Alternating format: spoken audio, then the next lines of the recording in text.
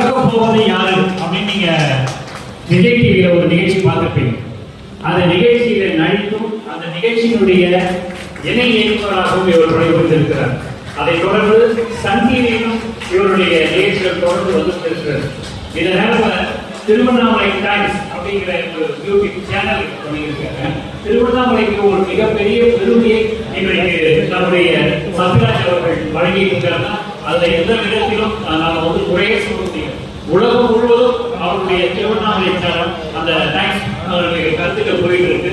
சமுதாய விழிப்புணர்வுடைய அந்த கருத்துக்களை இங்கே வழங்கி கொண்டிருக்கக்கூடிய நம்முடைய கேபிஒய் புகழ், சன் டிவி புகழ், இன்றைக்கு திருவண்ணாமலை டைம்ஸுடைய புகழ், அவரை இங்கே வாழ்த்தி அவருக்கு விருதுகள் வழங்குவதிலே நம்முடைய சங்கம் பெருமை அடைகிறது.